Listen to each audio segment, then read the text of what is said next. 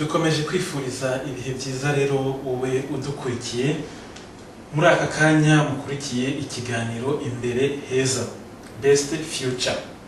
Tubabwira yuko ikiganiro imbere heza tuzagenda dukomeza kuganira ku ngingo zigiye zitandukanye, tuganira ku bikorwa, ku matsinda, ku makoperative, ku masosiyete y'ubucuruzi ndetse amatsinda y'urubyiruko, amakipe y'umupira w'amaguru, amakorali ndetse n'amagurupe bigiye bitandukanye mu rwego rwo kubaka imbere heza.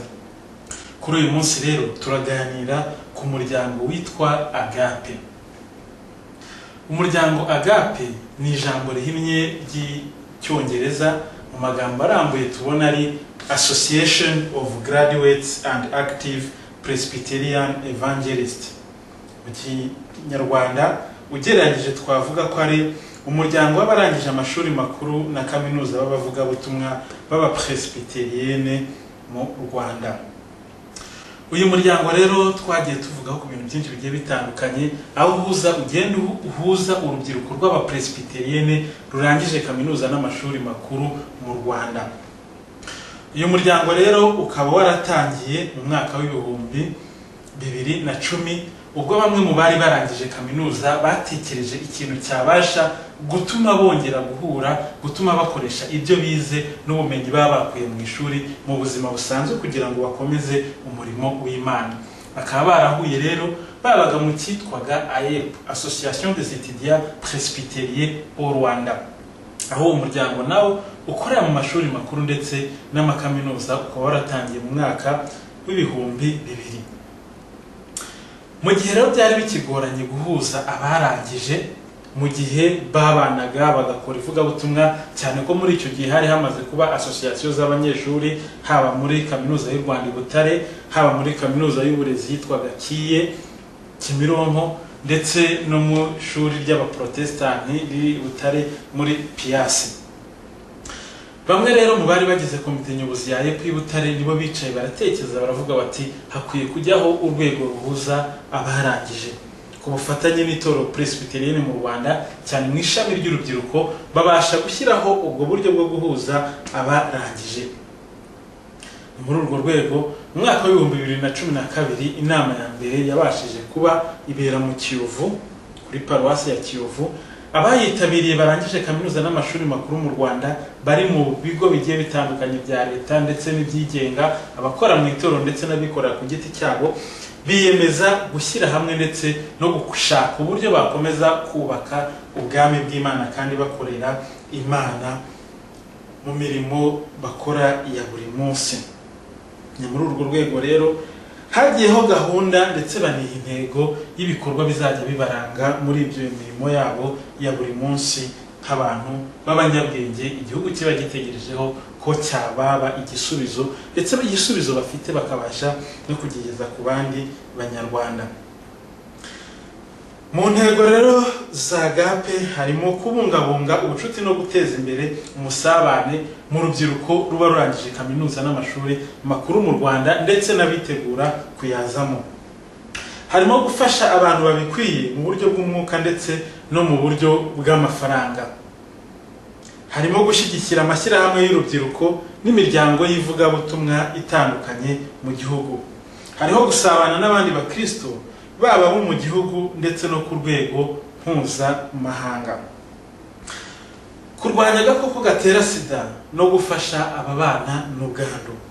Gushishikariza urubyiruko umuco wo guhanga umurimo no gukorana n'ibigo bitanga amafaranga.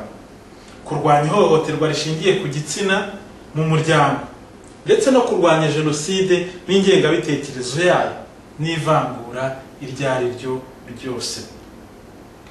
Ibi bikorwa hakaba hakorwa ibikorwa rero bitandukanye mu rwego rwo kugera kuri iyi ntego, harimo gutanga ubufasha bufatika, amahugurwa no gufasha imiryango, amatsinda n'amashyirahamwe mu buryo butandukanye. Hariho gutanga ubujyanama no kwiga imishinga ku bantu babikunze, n'amatsinda hibandwa cyane ku batishoboye ndetse no kubaremera ubushobozi. Hariho gukora ingendo shuri hagamijwe kongerera ubumenyi urubyiruko ruba rurangije kaminuza ndetse n'amashuri makuru kugira ngo ibyo bize babashe kureba aho babishyira mu bikorwa kandi babashe kumenya aho babasha kubikoresha. Hariho gukanguriraga abantu gahunda yo kuringaniza urubyaro. Ibi byose rero bikaba bikorwa bisubiza intego nyamukuru ariyo kubungabunga imibereho myiza n'ubukungu n'iterambere mu muryango nyarwanda. Ibyo ngibyo zikaba ari zimwe mu ntego z'uyu muryango wa Agape uhuza urubyiruko rw'abapresbyterienne. Uyu muryango rero usibye izi ntego hari ibikorwa bigiye bifatika bigenda bigaragara abantu bagenda babona hirya no hino, ndetse rimwe na rimwe bakabaza ati se twebwe twabasha kwifatanya n'abandi gute, twabasha kubikora gute? Ariko nta muntu uhejwe, kuko nkuko babivuga nk'urubyiruko rurangije kaminuza rubereyeho kubera igisubizo n'abandi banyarwanda muri rusange. Ibikorwa by'uyu muryango wa Agape rero bikaba bigaragara kandi bikubiye mu ngingo zikurikira: harimo ivugabutumwa, harimo imibereho myiza, hariho imikino n'imyidagaduro ndetse n'iterambere. Mu rwego rw'ivugabutumwa habaho gukora ingendo z'ivugabutumwa muri kaminuza zitandukanye, muri za paruwase, ndetse n'ibiterane bigenda bihuza urubyiruko rutandukanye, haba mu bigo by'amashuri, haba ku makaminuza, haba mu maparuwase ndetse no mu mapresbyteri. Ku rwego rw'ivugabutumwa rero haboneka ivugabutumwa rikorwa mu mashuri makuru mu Rwanda hose, mu makaminuza mu Rwanda hose, ibiterane mu maparuwase ndetse n'ahandi hantu hagenda hahubasha guhurira abantu benshi. Mu mibanire myiza rero urubyiruko iyo rugeze hanze abantu babasha gufatanya mu buryo bugiye butandukanye. Hari ababa badafite akazi bagafashwa na bagenzi babo bagafite mu kugashaka. Hari ababa bagafite bakeneye n'abandi bakozi bashobora kuba bafasha cyangwa abajyanama. Aho hose bibasha kuborohereza guhura mu ngendo shuri bakora, mu bikorwa by'ubusabane bagirana, mu mahugurwa bahura nayo, abantu babasha kugenda bafashanya. Mu mibereho myiza kandi abagize ibibazo, hari abapfusha, ababyeyi, abana bakabasha gutabarwa ndetse bakabasha no kubona abantu bababa hafi. Hari abagira ibibazo by'uburwayi ugasanga biramukomereye ndetse n'umuryango we udafite ubushobozi bwo kuba wabasha kugira icyo ukora. Aho ngaho bagenzi babo babasha kubafasha, haba mu mafaranga yo kubona imiti, haba mu kubarwaza, ndetse haba no kubagezaho no kubageza ku baganga b'inzobere bitewe n'ubumenyi butandukanye, dore ko benshi bamaze kubonekamo n'abadokiteri n'abandi bagiye batandukanye. Abagize ibirori nk'ubukwe, aho hose babasha gufatanya kandi bakabasha kwitabira. Muri make ukabona ubuzima buri bwiza, ubusabane ari bwiza, ndetse n'abantu bishimiranye muri byose. Ku bijyanye n'imikino n'imyidagaduro rero uru rubyiruko rwashyizeho gahunda y'ivugabutumwa mu mikino, aho rubasha no kugera no ku batarabashe kugera mu makaminuza, ku batarabashe kugera mu masegonderi, ku batarabashije kugira ubundi bumenyi budasanzwe, aho abantu bagahuzwa n'umupira, aho bategura imikino ihuza amakipe y'umupira w'amaguru ku rwego rw'amaparuwase, ku rwego rw'amapresbyteri, ndetse kenshi ugasanga n'abo mu yandi matorero ndetse n'abandi banyarwanda muri rusange baza kwishimana n'abandi ku bibuga by'umupira w'amaguru. Uyu muryango kandi babasha kwishakamo ubushobozi ndetse bakabasha no kubona ibihembo byo guhemba ababasha kuba abambere muri iyo mikino. Mu rwego rw'iterambere rero ahangaha niho usanga kenshi ibikorwa byibanda, kuko nk'urubyiruko rurangije kaminuza n'amashuri makuru mu Rwanda nirwo ruba rwibonamo gushaka igisubizo cy'ibibazo bigenda byugariza urubyiruko. Harimo ikibazo cy'ubukene mu bihugu kiri mu nzira y'amajyambere, harimo ikibazo cyo kubura akazi ndetse n'ibindi bigiye bitandukanye. Urubyiruko rero icyo rukora ku musanzu mutoya baheraho batanga w'amafaranga 1000 buri kwezi, babasha kuwuhuza ndetse bakabasha gukoramo ibikorwa bifatika bibasha kubahuza. Dore ko ubu ngubu bamaze gutangira Ikimina Youth Development Fund. aho urubyiruko urwo ari rwo rwose rubishaka rushyiramo amafaranga bakayabitsa agamije kugira ngo babashe gukora ikintu gifatika kandi cy'ingirakamaro ku rubyiruko. Ubu ngubu hari bamwe bamaze gukoramo imishinga ifatika, hari amaze gukoramo restaurant BFT restaurant, hari amaze gukoramo salon de coiffure, hari abafite amakampani y'ubucuruzi, hari abafite amakampani ya za designing, bakora ibyapa, bakora amakarte postale, bemplima n'ibindi bitandukanye, amabanderole n'ibindi. Ubu harimo abakora amafirme documentaire. Muri makeya abantu bakabasha kubona ubushobozi buke baheraho, ndetse inama n'ibitekerezo bibasha kubafasha kwiteza imbere. Usibye ku bantu ubwabo ku giti cyabo rero, iri vugabutumwa rikorwa n'urubyiruko rurangije kaminuza n'amashuri makuru mu Rwanda ribasha kugira uruhare runini cyane mu itorero Presbyterian mu Rwanda, aho rubasha kwinjiza abantu mu ivugabutumwa ndetse riherekejwe n'ibikorwa bisubiza intego y'iri torero. Aho nko muri uyu mwaka w'ibihumbi 2016 uru rubyiruko rwabashije kujya mu ivugabutumwa muri Presbyteri ya Kirinda, aho bagiye mu maparuwasi atandukanye ndetse n'amashuri ya segonderi. Ku wa gatandatu bakora ibitaramo by'ivugabutumwa, abantu barakizwa, abantu barihana.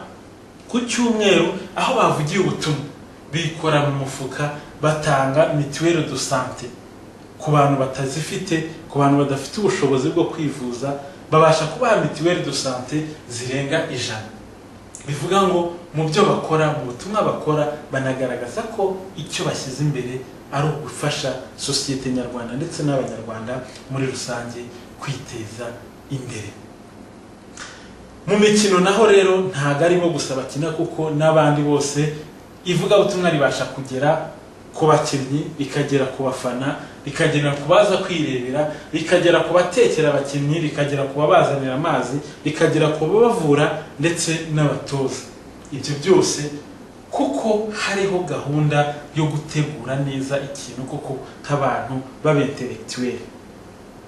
Ni byinshi rero urubyiruko rubasha gukora, tuzagenda tubagezaho mu bindi bice bigiye bitandukanye, ariko tubabwira ngo kujya muri Agape nta kindi bisaba kuba urangije kaminuza kandi ukaba uri umukristo, kuko ikigamije ni ubukristo buhuzwa n'ubumenyi umuntu afite kugira ngo habashe kuboneka igisubizo muri sosiyete. Iri vugabutumwa rikorwa na Agape rero rikaba rikorerwa ahantu hagiye atandukanye, ariko cyane mu makaminuza, aho twavuga nk'ibiterane bijya bikorwa muri kaminuza y'u Rwanda i Butare yabaye campus ya Huye, ari mu cyahoze ari SFB School of Finance and Business, ubu ngubu yabaye College of Business and Economics CBE, mu cyahoze ari Kigali Institute of Education, ubu cyabaye University of Rwanda College of Education, ari muri za IRK Université Libre de Kigali, ari mu Mutara, ari Kibungo, ari Nyagatare, ari Gisenyi, ari Gitarama, ari Gitwe, n'ahandi hose habasha kuboneka kaminuza ndetse n'amashuri makuru mu Rwanda. Ubu rero hakaba hariho na gahunda yo gutangira gushyira imbaraga mu ivugabutumwa mu bigo by'amashuri bya segonderi, ariho bakangurira buri munyarwanda wese w'umukristo kandi warangije kaminuza kugira uruhare mu ivugabutumwa rikorerwa muri ibi bigo by'amashuri, kuko umuntu wize abasha kugira ingaruka nziza ku gihugu cyangwa mbi. Ariko iyo ari umuntu wabashije kumenya n'Imana ikamuyobora mu byo akora, n'ubumenyi bwe bubasha gutanga igisubizo kuri sosiyete nyarwanda. Ikiganiro rero cyari Imbere Heza, mukamwari mwagiteguriye kandi mwakigejejweho na Epimake Munyankindi. Tukaba tukabararikira kuzakomeza gukurikira n'ibindi biganiro bitandukanye tuzagenda tubagezaho muri gahunda ya Imbere Heza Best Future. Murakoze.